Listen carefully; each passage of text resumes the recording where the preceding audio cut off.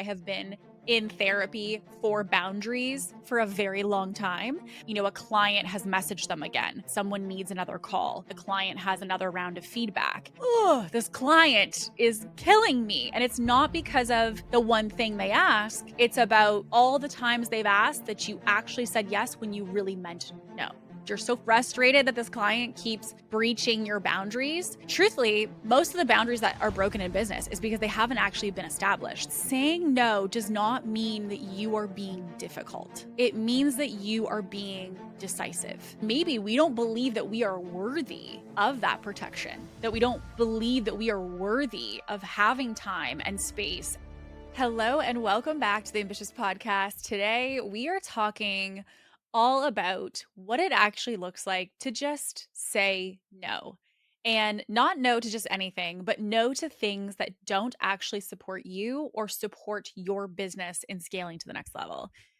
We're going to be diving into all things boundaries today. And as someone who I feel like myself has always, most of my life, been like a notorious people pleaser, and I will transparently share that I have been in therapy for boundaries for a very long time.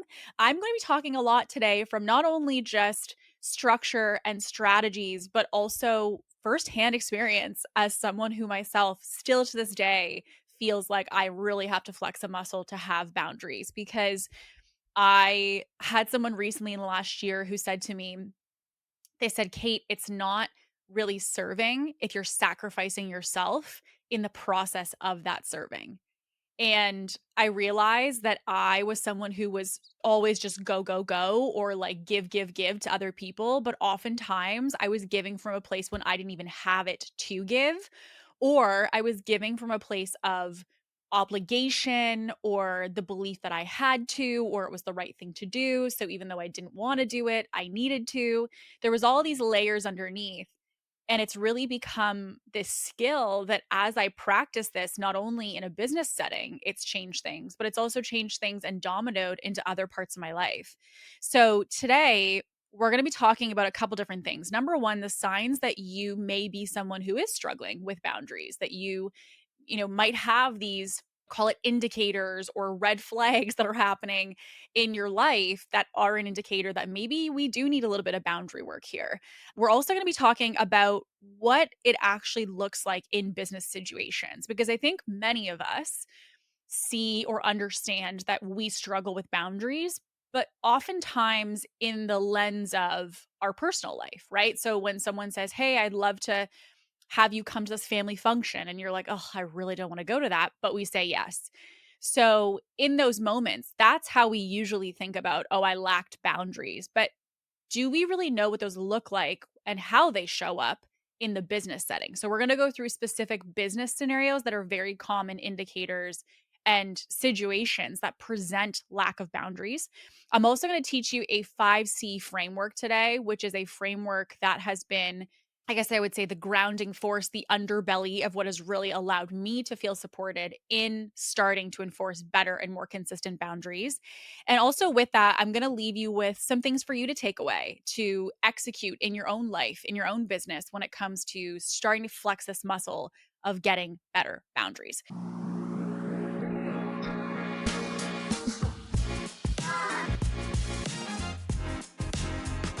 So one of the things that I will say is that I really think looking at any entrepreneur and looking at their business, you can usually tell how someone is going to scale and how someone is going to grow as an entrepreneur based off of how easy it is for them to integrate boundaries. And most importantly, when they do integrate those boundaries, how consistent are they with doing that? Because all of us have had those moments, right? Where we get fed up and something happens and we go, enough is enough. I'm not doing X again, whatever it is. Maybe a client has overstepped. Maybe it's a family member. You have these moments where you hit this peak of frustration or you hit this peak of stress, and you just say to yourself, I'm never doing this again. Like, I'm just not doing this again. And then time passes, things start to kind of simplify and go back to normal. And with that streamlining and that kind of going and fading away, also typically fades away our reminder of the intensity of why we wanted that boundary in the first place. So, boundaries are something that are very much, I would say, a skill. It is not just a knowing. A lot of us have awareness that we need better boundaries. We have this understanding that maybe we put other people's needs or desires or what they want more than what we want or what we need. And we have that awareness, but is having awareness really enough? Is having awareness that we're bad with boundaries enough to truly change it? And no, but it's the first place for us to start, right? To say, how do I even know if I'm someone who's struggling with boundaries? How do I even know if this is something that I am doing, on the spectrum of not so great to great? Where do I fall on this, right? And so I want to talk a little bit about how to even really know that lack of boundaries are presenting in your life. One of them is the aspect of constantly feeling exhausted and constantly feeling resentful. So I was actually talking to my therapist and I was saying to her, that I was just feeling in these certain situations, which we then distilled down to the fact that there was lack of boundaries. When we distilled it down, I said, I was really just exhausted. And she explained a situation, which I was like, I've never felt so seen. She said, have you ever made commitments with somebody and you told them that you were going to go for dinner, you were going to go to a birthday party, you were going to go do X? And you booked it 2 weeks ago, right? Now, 2 weeks passes, the Saturday you're supposed to go out is here. You are now designed to, go meet up with friends, go for dinner, go for drinks, and you are at home in your sweatpants and you're like, "I do not wanna go." Even sometimes to the point where you wish someone would cancel because that's how much you don't wanna go. And she said the lack of boundaries is an indicator of one of two things. When people are booking, they may know that they're like, "Oh, I really don't wanna do that," but they say yes out of this feeling of obligation that they have to go to the dinner or they have to go to the birthday party. Or there is this at the moment, they really did wanna go. So in the moment when they booked it, they were like, "Of course I'm gonna be there. Yes, let's do it." But then the day comes and the lack of boundaries that day comes with the fact that you physically, emotionally, mentally do not have what it takes to show up in that moment. And yet you do because you believe on some level that your needs, desires, and how you're feeling are not nearly as important as the fact that you said you were going to go. So now you have to go. So the boundaries can present themselves in a bunch of different ways, but one of the ways that we see lack of boundaries in business and frankly in life is that you're very exhausted all the time. And oftentimes you're resentful. I see this in business. People will get resentful of the fact that, a client has messaged them again, or they will get resentful that someone needs another call. They'll get resentful that a client has another round of feedback. And we're not really upset about the call or the message or the feedback. We're upset about all the instances of the endless messages and the endless feedback or the endless calls that have been provided where you did them because you're like, it's kind of like, happy wife, happy life, happy clients, easy business, right? And like streamlined business. Well, yes. But then when that moment comes, you hit this peak where you're like, I've ignored my boundaries for the 32 times before this. And now this message, this call, this piece of feedback is now what's put me over the edge.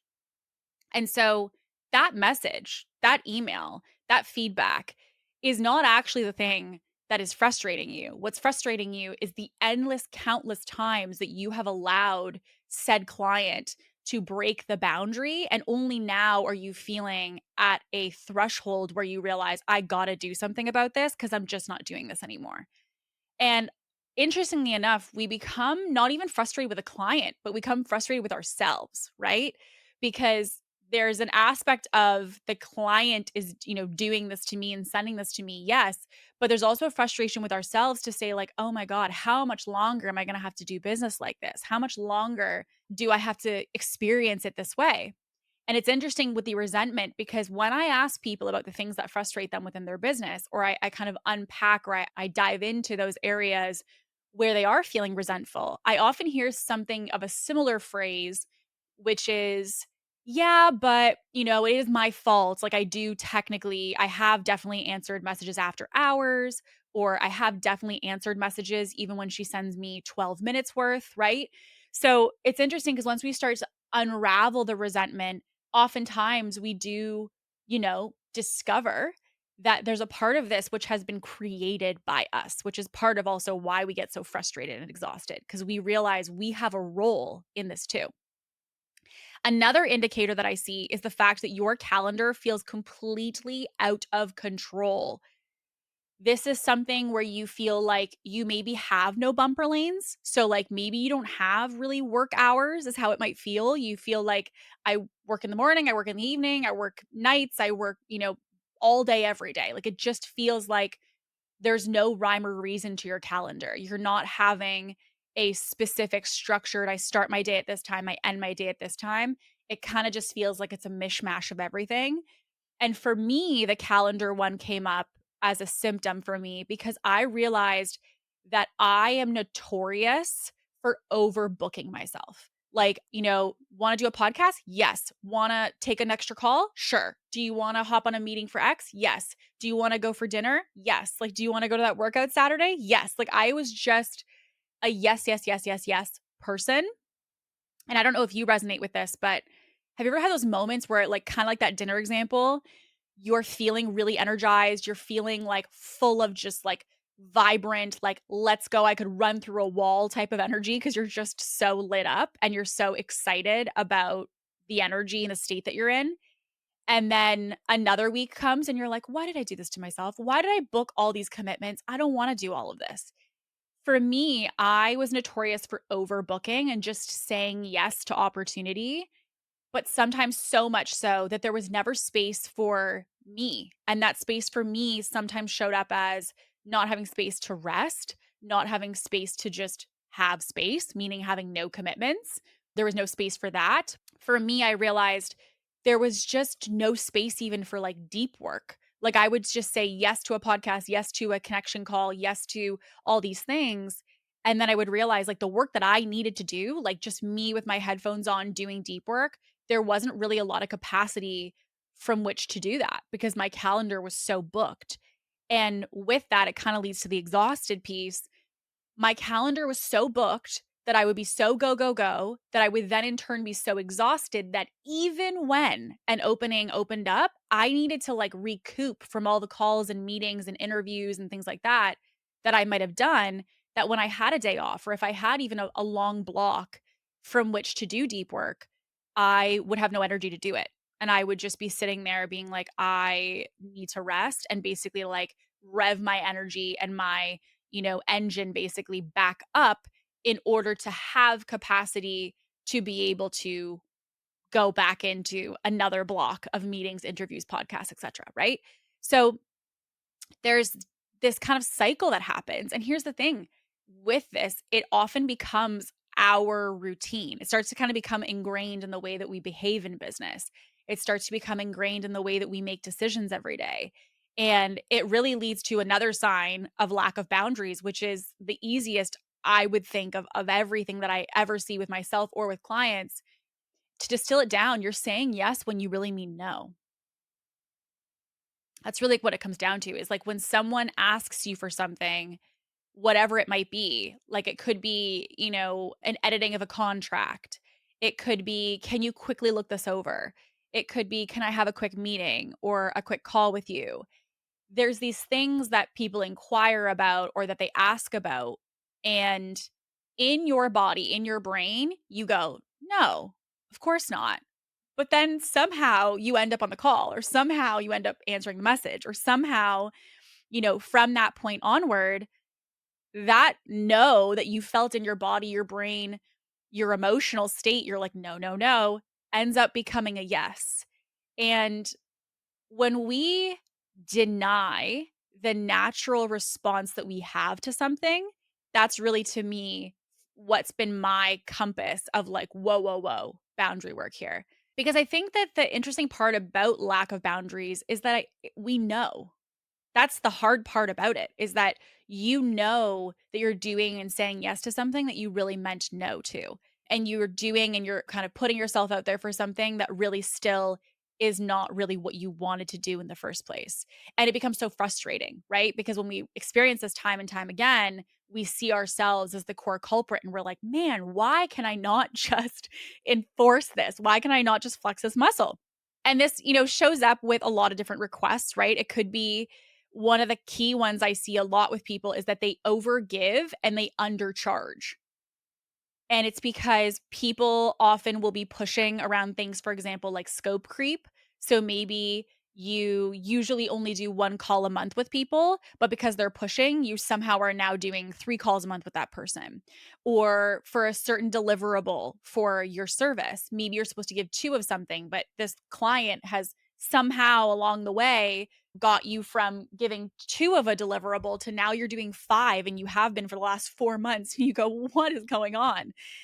That is when you are overgiving. And the other part, which creates a lot of resentment, is when not only do you overgive, but in that overgiving, you undercharge. Like the amount of people that I will talk to who say, Kate, I'm giving them this, this, this, this, this. And the worst part is they're not even on my highest rate. They're on like a low rate. I'm not even making any money off their service. And so not only are you frustrated because you're crossing the boundary of what you have to give and your delivery, but you're also frustrated because for that delivery, for that support, you're also undercharging what you could have charged. So you're just frustrated on all sides and on all accounts. And so boundaries are going to come across with you're exhausted, you're resentful, your calendar's out of control, you're saying yes when you mean no, your clients or your team are constantly kind of crossing over those lines that you've established constantly, you're overgiving, you're undercharging. And here is the easy sign and symptom, in my opinion, which is that you are avoiding addressing these situations, you're avoiding having the conversations, you are avoiding dealing with the situations that are rooted in lack of boundaries because you believe that it is a difficult conversation, that it's going to be uncomfortable, that it is maybe even in some situations or instances that it's mean for you to do that. And what I often find is that there's this underbelly of like under the surface, there's this belief that you fear what will happen. Like I had a client who came to me recently and she had a client who, again, she took full responsibility, but she said, Kate, this client slowly has been, pushing back on requests and inquiries for me. And as a result, I have said yes along the way. So I've created and conditioned this belief that this is like a normal way for things to be done or that this scope that I've been providing is normal when in fact it's not. And basically shared with me that she's like, I need to harness this client in because it's just gone way too far. Like it's just gone really out there in the sense of way outside scope, way undercharging, just like every aspect of lack of boundaries of timeline, expectations, deliverables, investment, everything has been ignored and neglected. And so she said, now to think about resetting it, I don't even know how I would do that because there's been this really deep culture basically that's been created around the fact that this is just the way that it is, or this is just the way that it's going to be. And I said to her, listen, I need you to ask yourself a very simple question. And there's no right or wrong, there's no judgment here. But you have to ask yourself in this instance, what's more important to you? Is keeping the client and therefore, the revenue, all of that is associated with the way that you've been providing to her, is that more important to you? Or is what's actually more important to you, you finally being able to live within the boundaries of how you want to operate your life and business? Because this client, out of her other clients, was the main thing that was really, if I could put it candidly, like sinking the boat. Like this was the reason that she was feeling frustrated. It's the reason that she was feeling overwhelmed. And that was because this was the main client that was stretching her boundaries versus anybody else that she was serving. And so when we basically unpacked it, she goes, well, Kate, like I really need the money. I said, yes, but if you need that, because it was a big client in the sense of how much they were paying a month. She said, I really need the revenue of that client. Like, I don't want to lose that. And I was like, okay, well, but again, are you willing in the accepting of that revenue each month, are you willing to also accept that it would mean that you might not be able to enforce your boundaries? Because I needed her to come to terms with, if you enforce this with the client, you may very well lose the client. But you're losing the client because you're enforcing the boundaries for yourself and you're sticking up for yourself in what should have been the basis of it the entire time. And is there a possibility that the client doesn't leave and that they just say, "Hey, you know what? Totally understand. You're right. I get it. Like, I've kind of noticed along the way, we've kind of, adjusted things. Let's get back to how we agreed to it at the beginning." That's also possible. So she goes and she talks to the client. I said, "Get on a call with her and just table all of this in a respectful, direct way." So she gets on the call and the client says, "You know what? Listen, thank you for bringing this up. And I totally understand, because you're right. This is not in our contract and you have been overgiving. And, I would like to compensate you if we are going to continue for these extra services, to understand what would that investment be if we did want to maintain the same service, but obviously at a fair investment with obviously structure of communication and boundaries and all of that. Like, what would it look like if we did this right?" And so she came and she was like, "Kate, I was so scared because I was going to have this conversation. I didn't know how it was going to end. And then yet here she is, and her client are now on totally new terms." And it was because of the fact, number one, that she acknowledged for herself finally that these boundaries were not going to work long term. Two, we created basically a structure of how she was going to bring us up to the client. And as a result, three, she now has way more capacity because this client for the investment is not sucking up a lot of her time. She's able to really harness that delivery. So in turn, she's also created opening and created opportunity where she can now fill in other clients or to sign another client and all of that.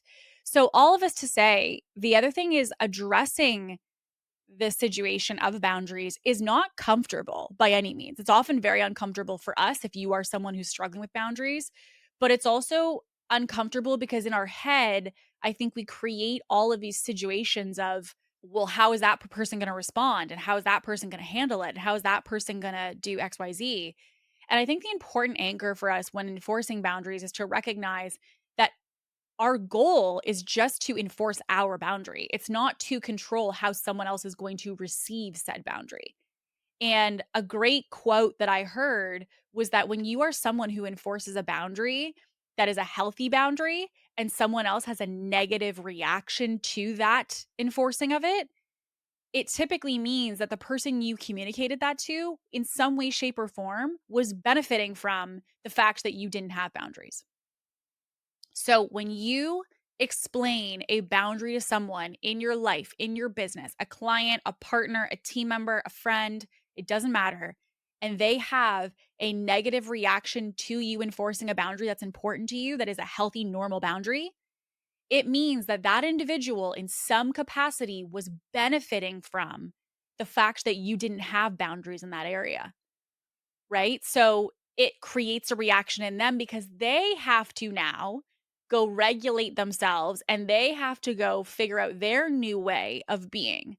But when you're someone who is typically an empath, typically maybe even in some buckets a people pleaser, when you are that individual and you think through, like before you even have the conversation, you're playing it in your mind of, well, what if they say this and they could say that? And they could be like, well, this is how it's always been. Why is it changing now? And all of these, things could come up.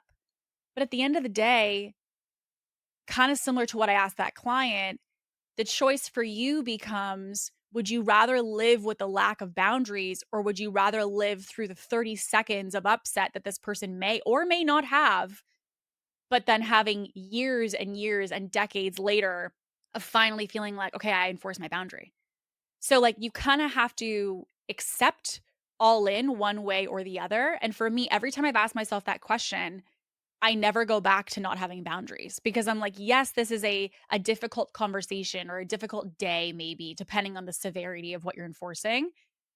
But at the end of the day, it means after that we get to move on. Whereas if I live in this kind of like, middle state of knowing I need boundaries, not enforcing them, they know that I'm breaking my own boundaries, they're not changing it. You kind of live in this just really resentful, exhausted world. And who wants to do that?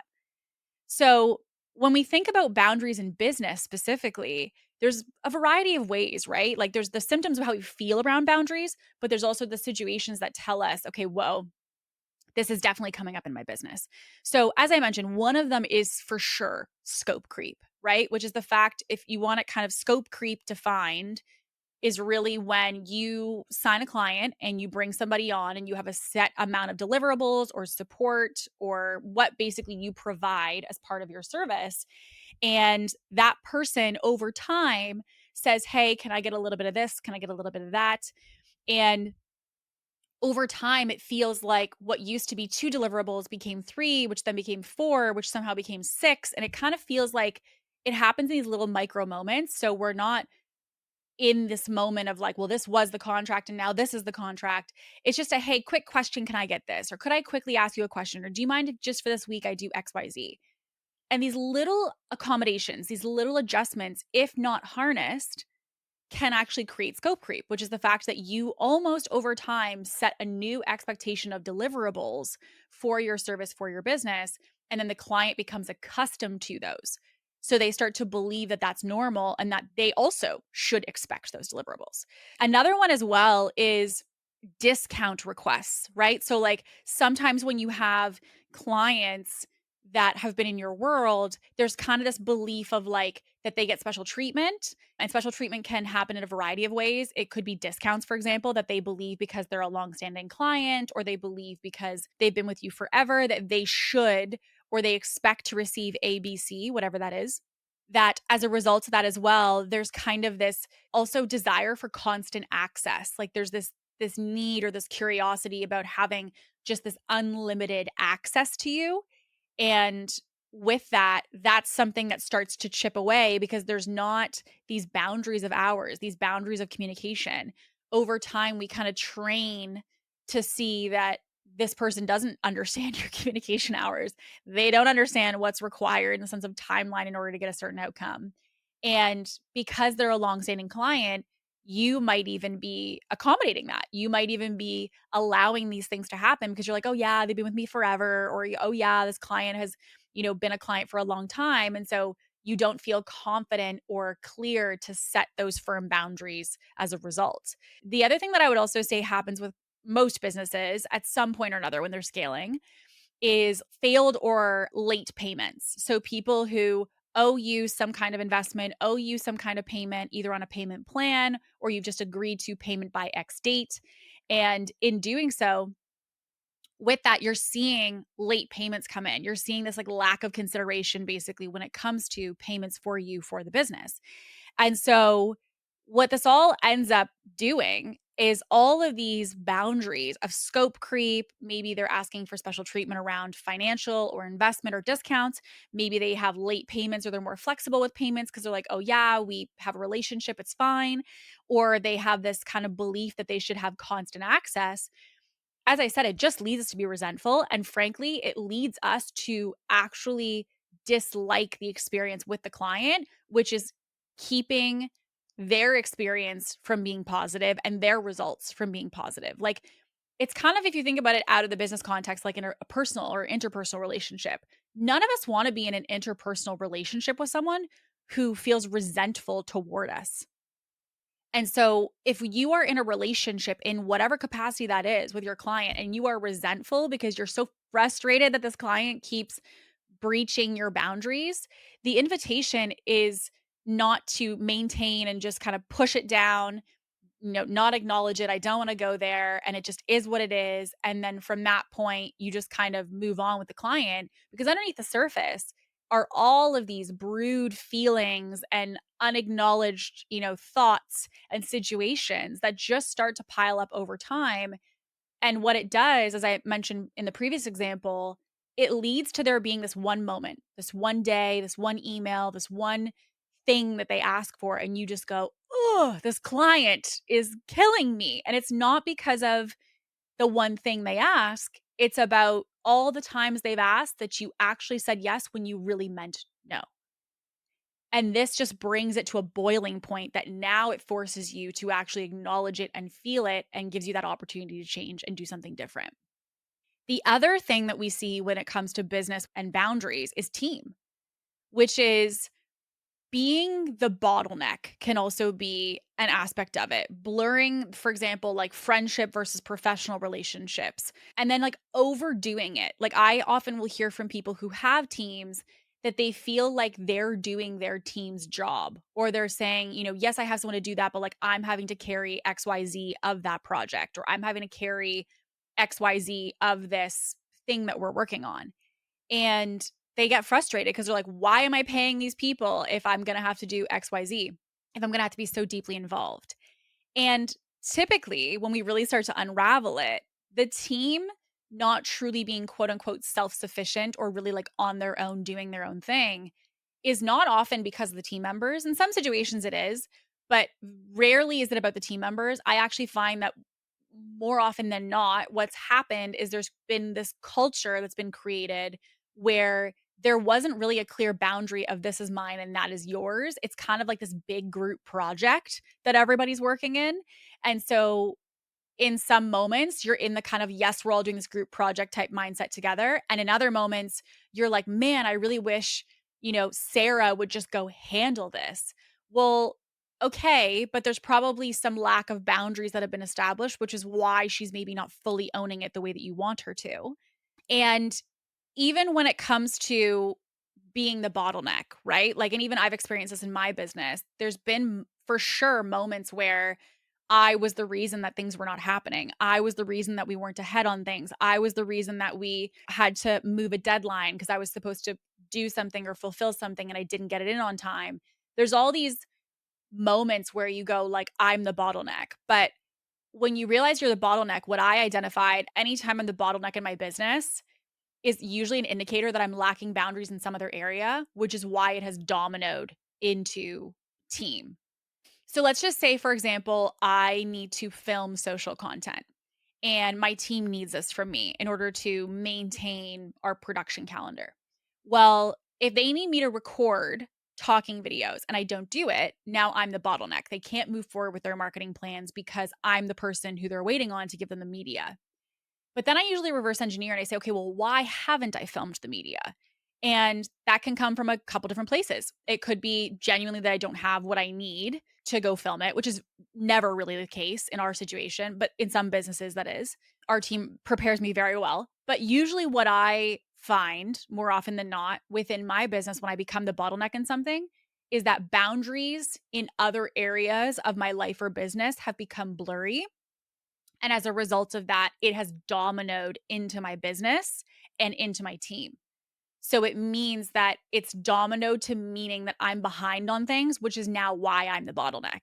So usually when I see that I'm behind on something that my team needs for me, it's a very large wake up call to me that there's something else in my life or business that is sucking my energy and that is taking away time. Because if I had boundaries, this used to work very much in flow. I used to be able to get this done on time, easily produced, ahead of schedule, etc.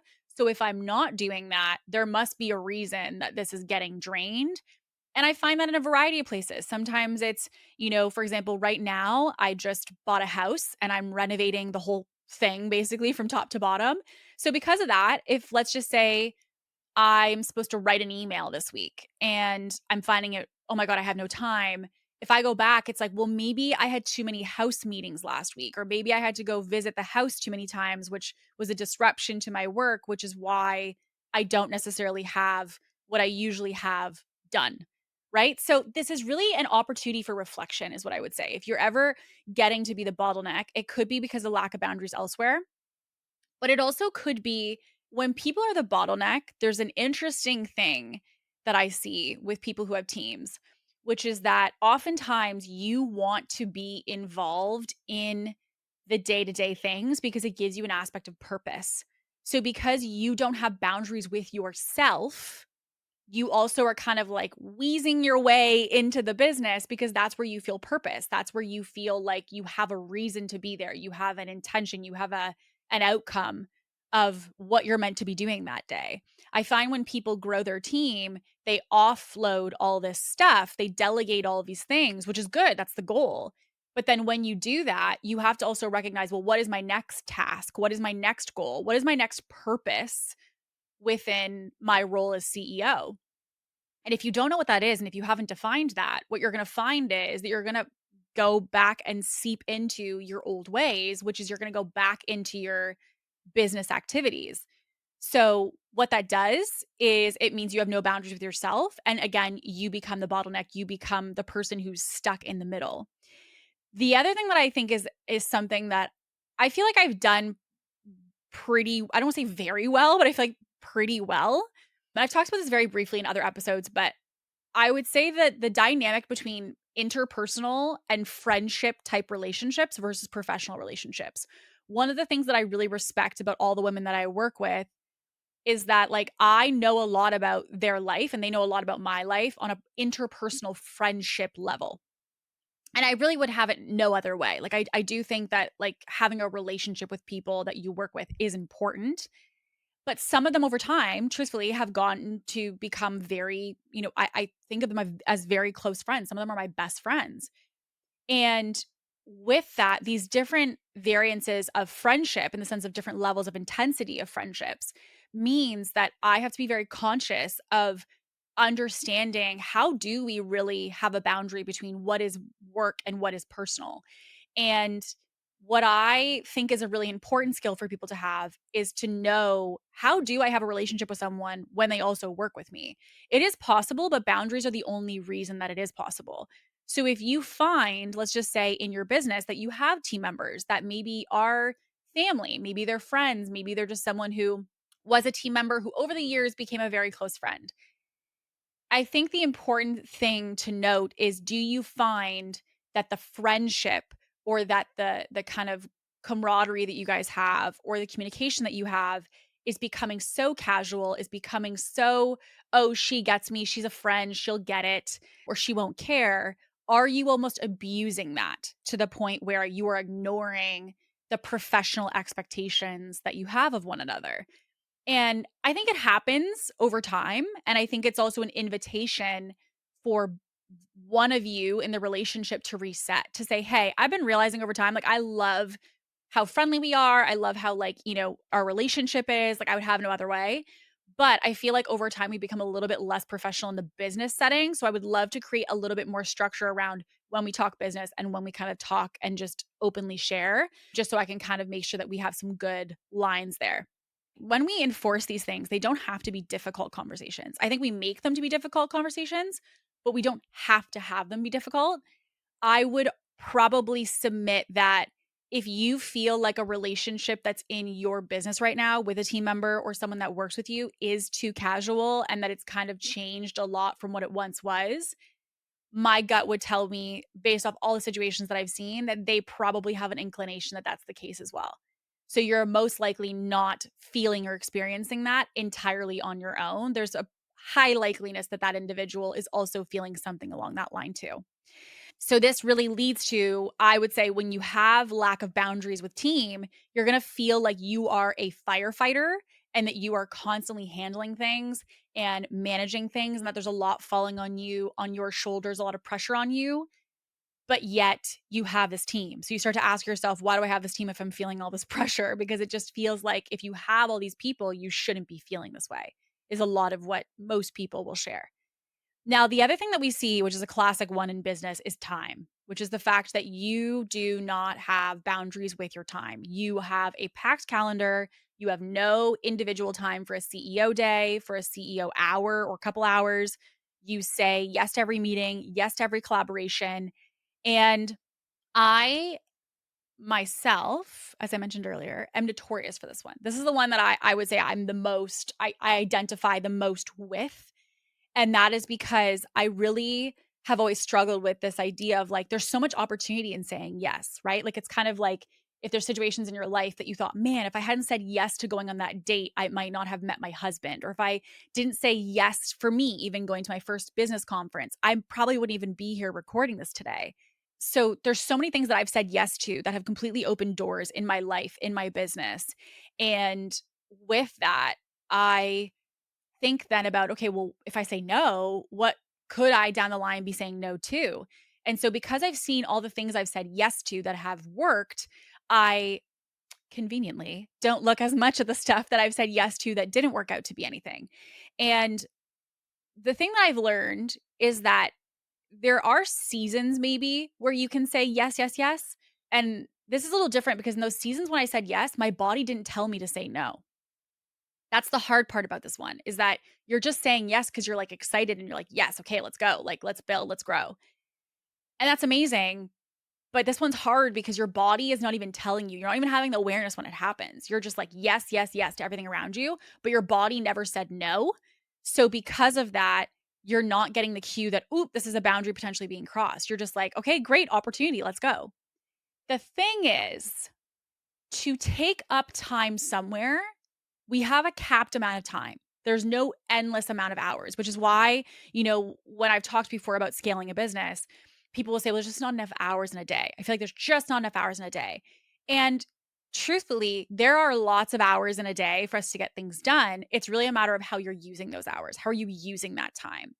And so the invitation, I think, is not about that you need more hours. It's a really flawed way of looking at scaling a business. Instead, what we want to say is, what are my work hours and how do I leverage those? The word I want you to think of is leverage, to say, is this me doing this a leverageable hour that I'm spending on my business? Is this a leverageable meeting? Is this a leverageable interview? Is this a leverageable time spent on blank? Whatever that thing is, you want to ask yourself, is that truly leverageable for you and for your business? Now, here's the tricky part. Sometimes, even when it's leverageable, it's supposed to be a no. And that's because there's a boundary, again, being crossed with something else. So when I say yes to everything, it typically means that something else falls off.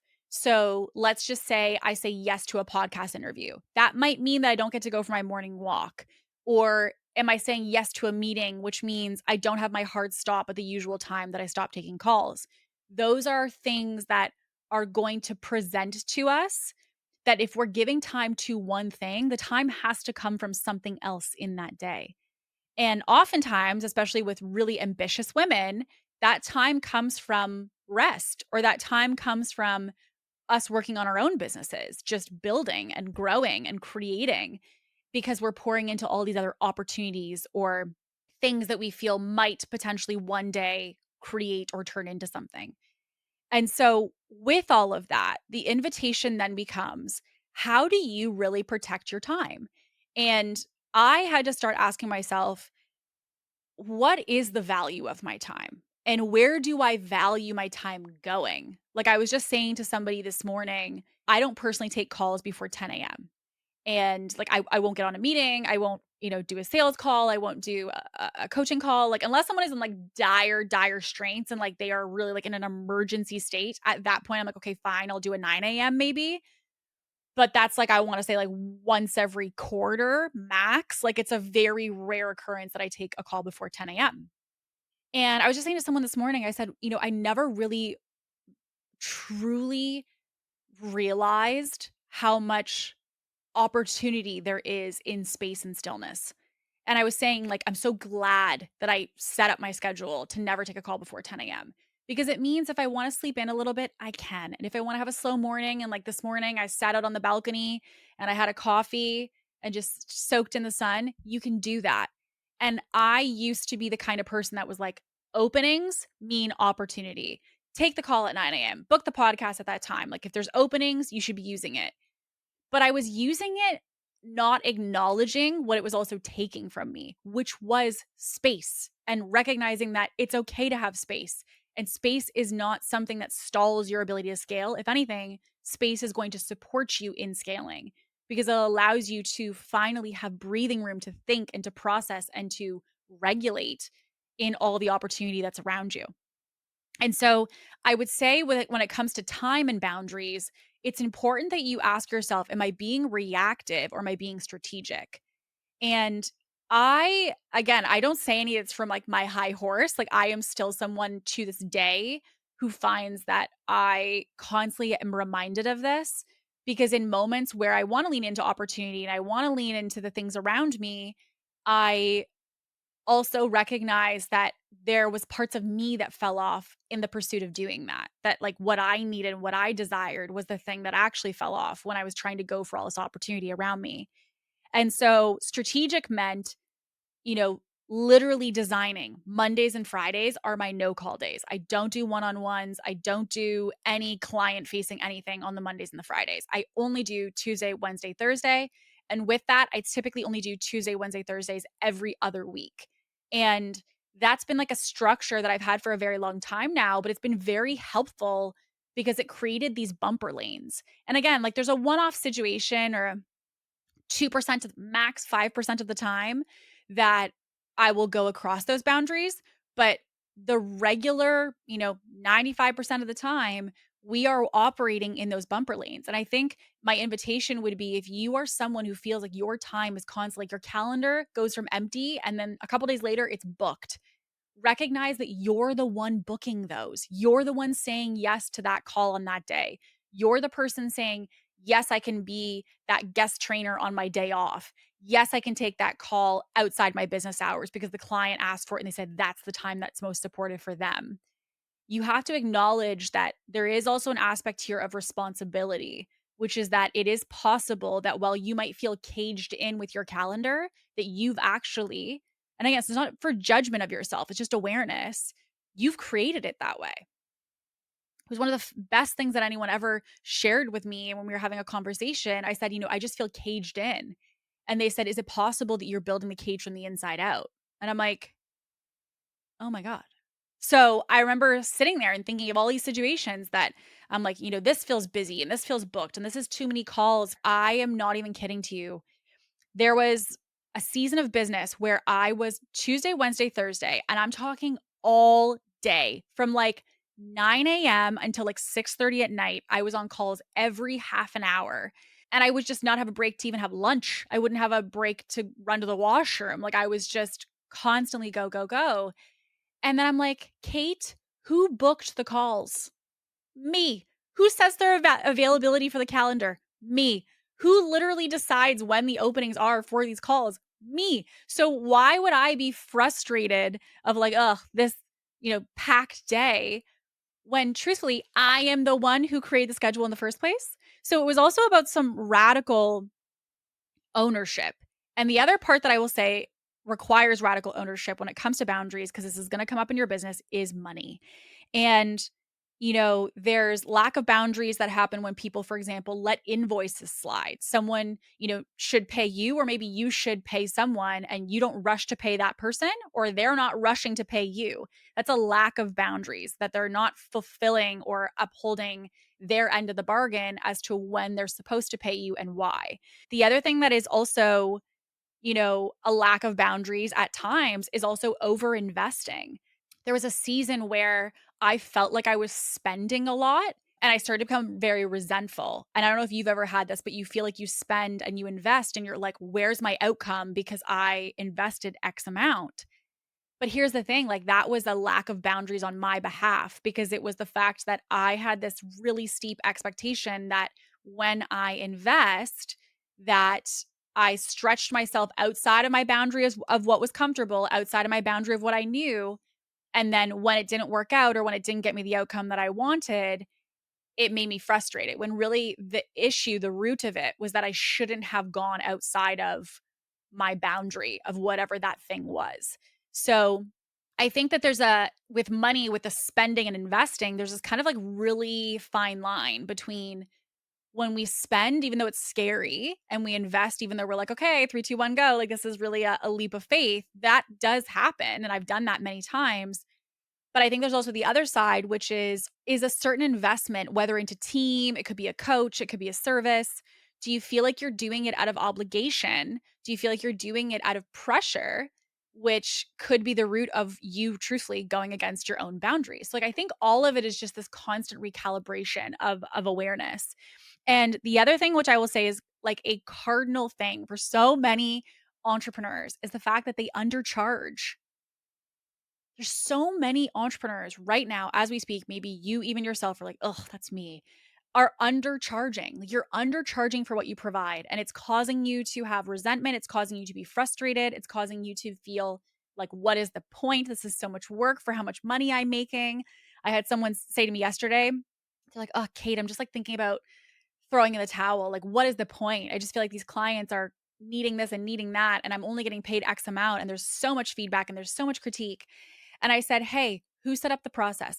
Who set the investment amount? Who set up whatever it is that they're paying you? You.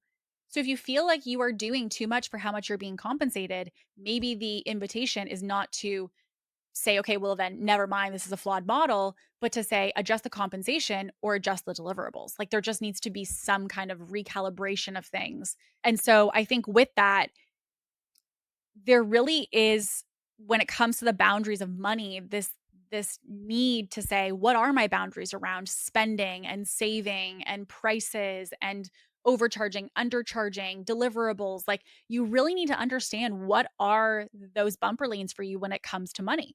And so, like, we know that there are, in general, these kind of signs that we are struggling with boundaries, the emotional impact. There's these situational things that happen.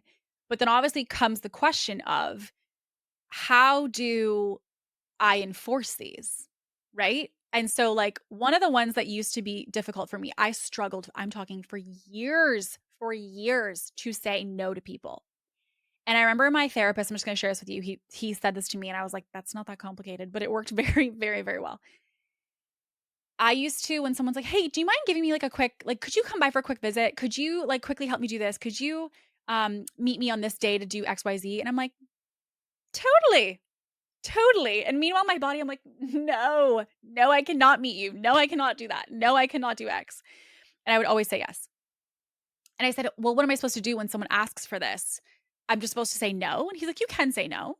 So, like, for example, say someone asks you to do a call and you decide, again, we're talking about bumper lanes. So we decide our bumper lanes are no calls on Mondays, no calls on Fridays, just like my schedule. Now, some people might think because I technically work Mondays, but I don't take calls on Mondays, that it's not fair. I'm not allowed to say, oh, I don't take calls on those days. But I don't say that I don't take calls on those days. Like if someone asks me, I'll tell them, I'm telling you right now. But I'm not hiding it. But if someone says to me, hey, do you have an opening on Monday? I'd say, no, I actually don't, but I could do a Tuesday, a Wednesday, or a Thursday. I will literally just say I don't have anything that day because I don't take calls that day. Now, if someone says, is there any chance we could do a Monday and they really push it, I will, which is the line he gave me, I prefer not to. I'd prefer not to. So this line is like a one-liner, which seems so stupid because it's so simple, but it's so effective. I had somebody over the weekend who had asked me, hey, I would love if you could come by for a quick visit. This time to this time is what I'm thinking. I could really use your help with blah, blah, blah, blah. Any chance you can come by at that time? And my plans when they messaged me were literally nothing. I was planning on baking. I had some laundry I needed to do. Like it was not like I had anything crazy booked that would be a reason I couldn't do it, other than the fact I just simply didn't want to. So I said, hey, I would love to see you. Like, I would love to obviously come for a visit. But to be honest, I would just really prefer not to leave today. I have a lot of stuff that I want to do at home. So I just would really prefer not to today. But if there's another day that would work best for you, I would love to do that.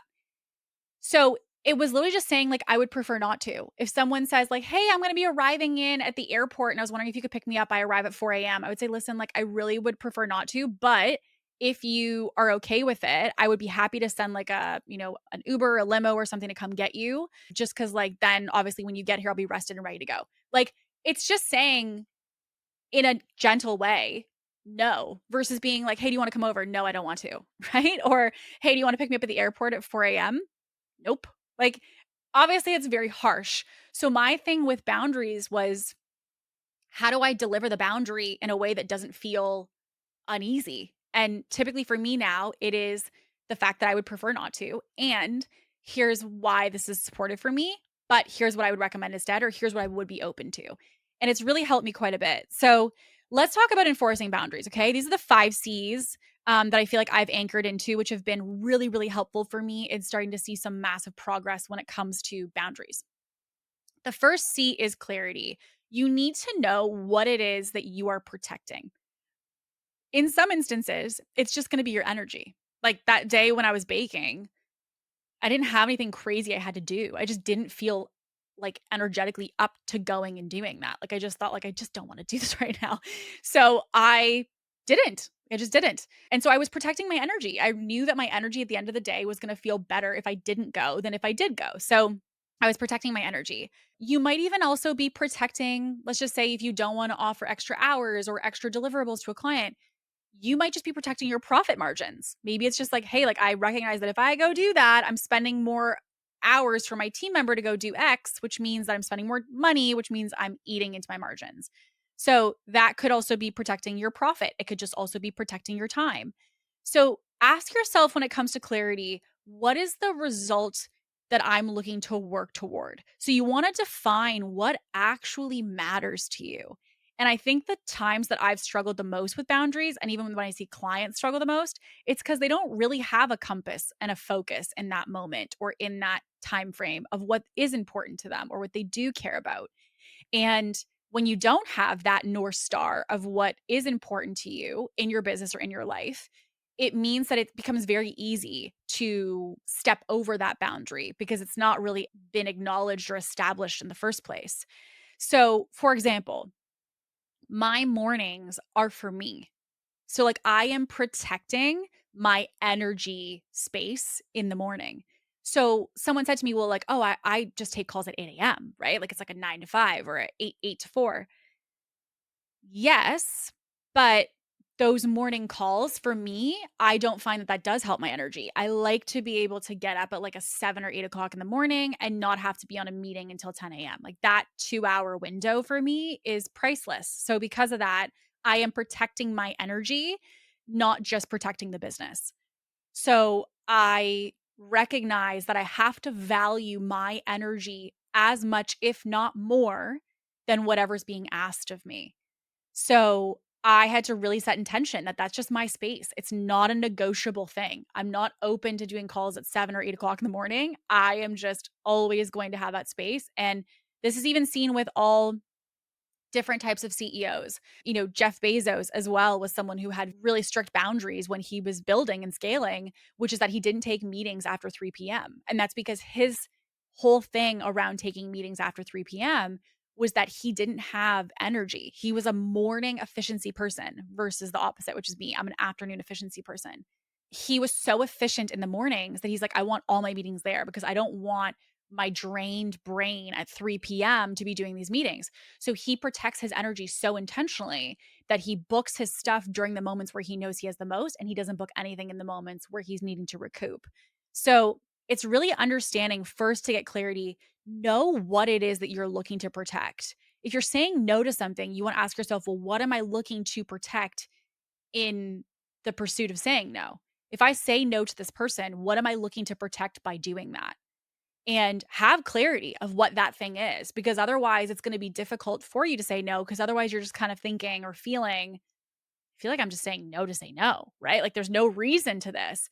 There's usually a reason. There's a reason because you're protecting your time, you're protecting some kind of resource, could be financial, could be energy, could just be emotional capacity. Like there's a bunch of different things. It doesn't have to be business and money.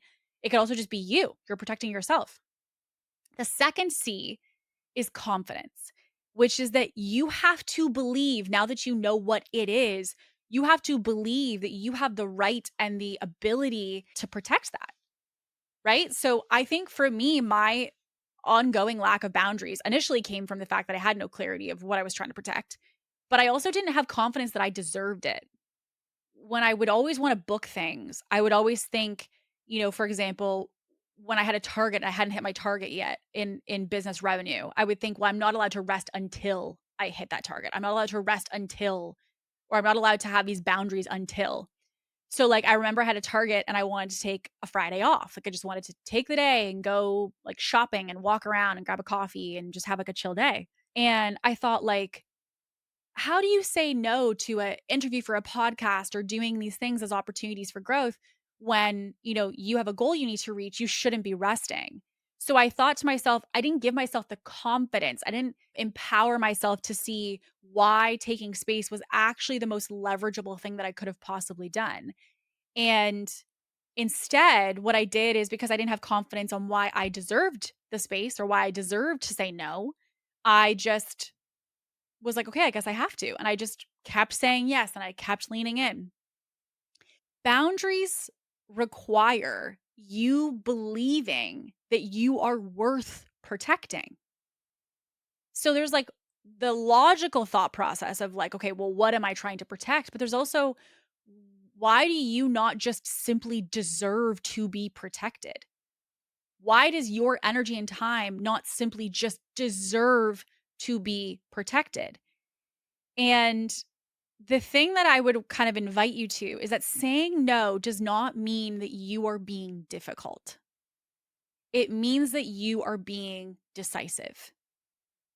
So, for example, when I say to someone that these are kind of like the days that I take calls, I recognize number one, clarity. I'm doing that because I'm protecting my energy. But I also deserve the right to run my business as I see fit. And with that, to do so in a way that helps me to be able to perform my best so that I can support people the best possible. And so with this, I tell people, here's how I work with clients. Like I'm very transparent to my clients about my schedule because this is just how I operate. It's always how I've operated with the Mondays and Fridays off. And so technically I work client facing 3 days a week. And so I let them in on that process, which is like I'm sharing with you what's important to me and why it's important to me. And I do so in a way that transfers the confidence of here's what's important to me and kind of a non-negotiable, right? So another thing that's a non-negotiable for me is that I always say this line to clients and on this podcast, which is that your urgency is not my emergency. And you can also put it the other way, your emergency is not my urgency, whichever way it lands easiest for you. And that is because I oftentimes wouldn't have the confidence to say that my time was valuable enough to not get sucked in. So, like if someone had something happen, which they perceived to be an emergency, I would urgently run and want to go fix it. But the reason I was doing that is because I didn't actually have the confidence that my time was valuable. And I didn't have the confidence that I had the right to say no, that I had the right to say, I will get to this tomorrow, right? 24 hours later. And I think that it really, like, enforcing boundaries is a very reflective process because it makes us really understand why we don't have them in the first place. And it's not oftentimes about the tactical of what people think of, like, oh, yeah, like I just need to say no. It's deeper than that. It's about the fact that we maybe don't even know what it is we're trying to protect. And maybe we don't believe that we are worthy of that protection, that we don't believe that we are worthy of having time and space and sticking up for ourselves and just saying no for the sheer reason of saying no because it's what feels right and best for us. Now, at some point, though, yes, you will get into communication, which is how you actually are going to voice and dialogue about your boundaries. And I think my biggest learning with the communication side is that number one, if your boundaries have depleted over time and they've kind of declined or they've withered away, you still can reinstate them. So don't feel like just because at one point you haven't had boundaries that now you never can. They definitely at any moment can be reset. There's not like an expiration date on boundaries. But I think the thing with boundaries and the way you communicate them, which is why it's important that you have this deep belief in clarity first, is that they have to be voiced very clearly. And typically when somebody is an empath or they are, potentially if you self-diagnose like me, a people pleaser, if you're a people pleaser, you are going to feel such discomfort in expressing your boundary. So because of that, when we are uncomfortable, what's the first thing we're going to do? Yeah, but like, it's fine. Like, obviously, if you need me, but like, I just try to take, not any calls on these days, but obviously, like in a rare situation, like I would obviously be open to, right? It's very wishy-washy and it's very gray. And it leaves this kind of like, okay, she's saying she can't do it, but she also might be able to do it, but like she doesn't want to do it all the time, but in some instances she will do it. Like it doesn't feel clear as to what is the freaking boundary here that you're trying to establish. So I think that the invitation is to have this clarity and confidence slash almost like conviction first so that you feel like you can communicate that clearly in a calm, centered, constructive way. And I think the other thing that's also really important, especially in business, is if you can try to handle the enforcing of these boundaries early. Because the thing that most people don't realize is that the reason that people maybe are, testing you in your business, or, you're feeling that they're just not getting it. They're like trying to break your boundaries all the time. Truthfully, most of the boundaries that are broken in business is because they haven't actually been established. They were never spoken to. They were never created as a baseline. So when we don't have boundaries developed, it's going to be really hard to follow those because we don't really know what they are. They were never really properly voiced. So that could be, for example, in contracts, it could be policies within your business, it could be expectation guidelines. Like even for us within our onboarding of our mastermind, we have a onboarding portal of a couple different steps. And one of the steps of that process is to have expectations of like, if you are late to a call, here's what we typically do. If you need to reschedule, here's what we typically do. If you send us a file that you want us to review, it will take us a couple days to get back to it, like to dive into it. It's not instantaneous. You'll have it tomorrow morning. Like we set those boundaries so that when someone, let's just say, wants me to look at their sales page, they can say, okay, great. Well, I'm going to send it to Kate because I know I'm going to need probably 5 days before I get that back. Right. So we establish these at the beginning because what it does is it helps people to also start to know how to work in unison with us to get the best outcome and get all the supports that they need. So with that, I think, like if you are finding that people are pushing boundaries, you have to also ask yourself, where have I failed to properly effectively communicate my boundaries? And boundaries often are going to fail when they are assumed or when they are kind of just generally assessed versus actually established and expressed clearly. You don't want someone to be like, well, they should know. I cannot stand that within business, which is that the clients should know. The clients should know that they're not going to get an answer in 24 hours. The clients should know that I'm not going to get back to them that quickly. Who says that they should know? Since when? Maybe another coach lived on their cell phone 24/7 and then they come to work with me and it's 24 to 48-hour response time and they go, whoa, my last coach answered me within 30 seconds. And it's like, okay, great. But then again, for me, I don't do the emergency stuff. And my whole thing is if you do need an answer within 20 minutes all the time, there's a serious issue with your business because like no one should need that. But what I do is I make it clear at the beginning. It's 24 to 48-hour response time. I don't answer on weekends. Like if you message me on a Monday, you're going to get an answer on the Monday or the Tuesday versus within 20 minutes. And with that I am really clear about response time and that I don't answer on the weekends. So like if you want to send me 18 messages, I at times have gone on my phone for sure. And I've seen messages from people, but I'm not going to answer them because that's my boundary. I will answer it when I come back on Monday. And that's it. Because it's just, I am clear about protecting my own energy. And I'm also confident that it's okay that I take the weekends off. And they are totally okay and very self sufficient entrepreneurs that they will be okay if they have to wait for an answer until Monday. So the communication is also asking, have you set out these boundaries up front and put these expectations clearly communicated to the person you're wanting to enforce it with? It is really, really important that we do that. The other two pieces are consistency. You must be consistent in the execution of these boundaries, enforcing it without going wishy-washy back and forth. A boundary that you are constantly bending is not actually a boundary. Okay? A constant boundary that you are bending is not actually a boundary. So a boundary needs to be established and then it needs to be enforced, right? So it's like if you, for anyone who has kids, I don't have kids, but I have so many dear friends who do. And when they have kids that are around and they say, no, you can't have that. You can't have, let's just say, like one person said that their kids can't have the iPad before 10 a.m. And it's just no iPads before 10 a.m. I will tell you that first day that you're like, iPad at 9 a.m. I literally had someone, I saw their son, they were like, well, yesterday I had it before 10 a.m. What's different today? And it was like, ooh. So like it was the fact that this person went against their boundary. They went against what they said was, here's what the defined boundary is. Here's why I'm confident in it. And here's how I'm communicating. They did all the first three steps. The problem is they weren't consistent in the execution and enforcing of it, which meant the person that they were trying to instill the boundary in, i.e. his son, he was not picking up on the fact that it was going to happen consistently because there wasn't a consistency in executing it.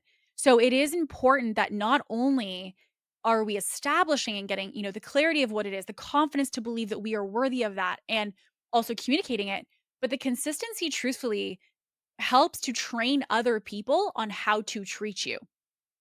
When you are not consistent with what you say you care about or what you say you believe, it tells people where your weak spots are, and it tells people where she says she does this, but she doesn't really care, or she says this, but she doesn't really enforce it. So, like, one of these, for example, is like late payments. If someone has late payments or failed payments, you have to decide what is your process with that and like what is your boundary that you are confident and clear that you are going to enforce, and have you communicated that from the time that someone starts to work with you. And so these are things that require consistency. It's like anything else in life. If you want to have these outcomes, you want to remember that they are going to require ongoing effort. And especially, I'm going to warn you now, if you are somebody who has been notoriously a people pleaser, you're going to find that this is going to take it's going to be a little stretchy for you. And that is something that's okay. It was for me too. And which is why it's been a constant work in therapy, because I find new buckets of my life. I like learned business boundaries, but then it would be, a personal boundary that was difficult. And then I'm like, ugh. So then I would go and I would handle and rewire my beliefs around that. And then it would be like a relationship boundary, and I'm like, "Okay, great. Well, then that's not gonna impact that area." And then it did. And so it's like the lack of boundaries is really something that typically is gonna touch all areas of your life. It's not usually siloed in one area, but it is something that as you start to practice it, you're gonna find does create a little bit of a domino in these different buckets. And the last of the 5, right? So remember, we've got clarity, we've got confidence, we communicated effectively, we need consistency in the execution of it. But I think the exciting part is number 5, which I would label as like curation, or better known as capacity, which is that when you have boundaries, you're curating capacity for what you want to have space for.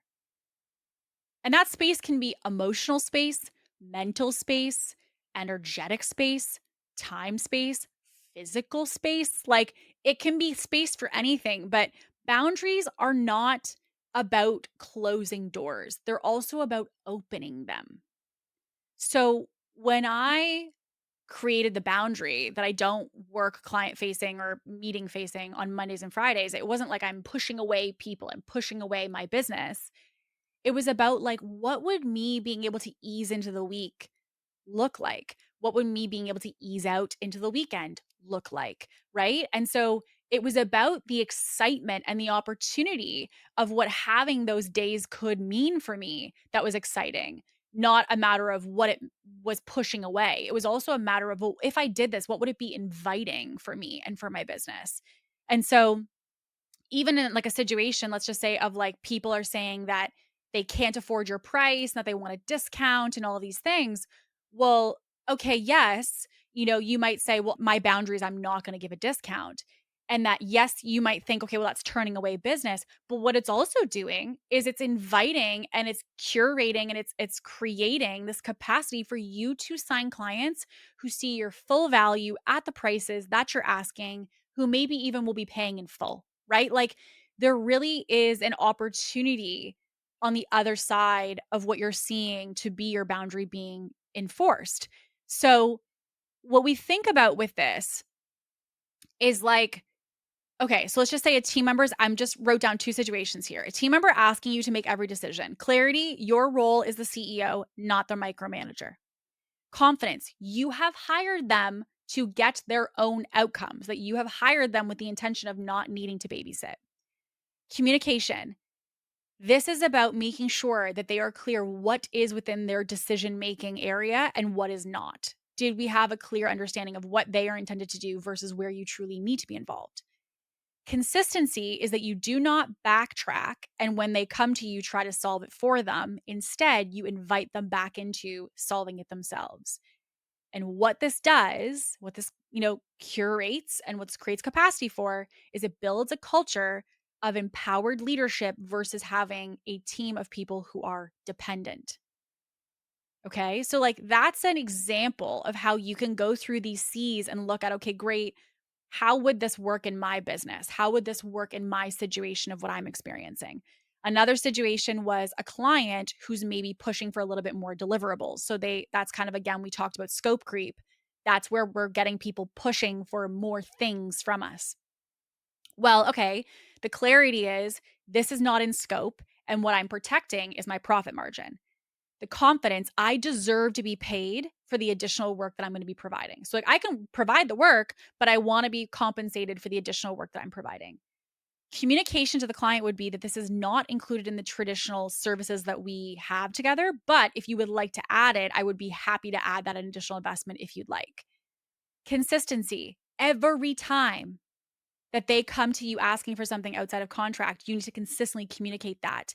And this is not just with, the easy clients that this is able to do, that you're able to do this with every client. It needs to be consistent with every single client. And again, what this does is it's creating capacity for you to be positioned as professional to work with clients who respect your process, who respect your investment, who respect your time, and respect the money that is a result of that time.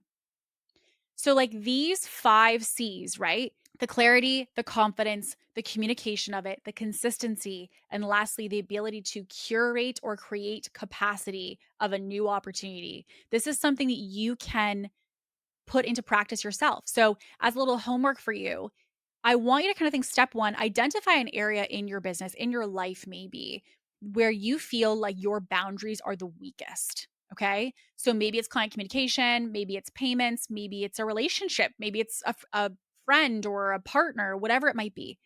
And then I want you to run through those C's. Okay. Ask yourself, what are you protecting? Do you have confidence to protect that? Do you believe you're worthy of that protection? If so, why? And if no, why not?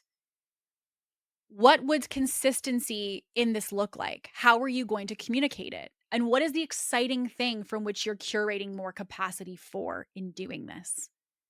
It's a really simple exercise. You can do it, just in a journal. You might even just ask yourself these questions and write these questions on your phone, on your notes, and just think through situations. And even just the reflecting, again, will bring up the awareness. But I want you to remember that boundaries are not about restricting, they are about protecting what is important to you, whether that is energy, time, capacity, whatever that thing is. And that if you are somebody who has noticed in listening today that you need to do a little bit of sharpening of the tools here when it comes to boundaries, that you can choose to just do that today. You don't have to, just because it's always been one way, continue to have it that way. The people that, again, get impacted by your enforcing of boundaries are the people that were taking, in some way, leverage or advantage off the fact that you didn't have any. So we don't want more of those relationships. We don't want more of those situations. We don't want to have more instances where our lack of boundaries are the reason we're successful, that our lack of boundaries are the reason we have a relationship or a friendship or a client or a team member. The people you want to have in your life and in your business, the realities you want in your life and in your business are a result of boundaries. And the right people and the right experiences and the right things that are supposed to happen should never be on the other side of you not having boundaries as a required factor for them to be there. So, with this, I'm going to give you a little personal accountability if you should feel so inclined. You know that I love to hear from you, and I get amazing messages after every episode of like, this was my nugget. I'm taking this homework and I'm going and doing it. Or maybe there's a line that I said today. There could be a phrase, there might be a step or a situation that you resonated with, whatever it may be. The best quote that I wanted to share, which I always share on this show, is that the most transformative way of being able to see change within yourself and within your life and within your business is to be witnessed within it. And so what that means is that when someone else sees you in transformation, it actually creates overall a deeper transformation within you in the thing that you're looking to adjust. So maybe it's sending me your 5 C's of what is the boundary you're going to enforce in your business and how you plan to do that. Maybe it's a line that you have taken as your motto from today that you're going to put on a sticky note on your laptop or on your monitor and use as kind of the thing to anchor into in this process of flexing this new muscle. whatever it is, reach out, slide into my DMs. I would love to hear from you and just kind of hear what was your takeaway today when it comes to boundaries and what you're going to do differently after today to start taking those steps to having the better business, the better life, the better relationships that you want to have, and the better experience you want to have in your life and in your business. So, I hope today was helpful for you. If you, again, have any questions, please feel free to reach out to me. If there's anything that you feel kind of sparked for you that you're curious about. And with that being said, if you are someone as well who feels like you are needing more boundaries in business and you're looking at like strategic ways to integrate this, you know where to find me. This is the type of work that we do with clients all the time in helping them to really harness their business so they can enjoy so much more of the process of what it looks like. So, all of that being said, reach out to me. You know where to find me if you need support. And with that, I will see you on the next episode. And as always, stay ambitious.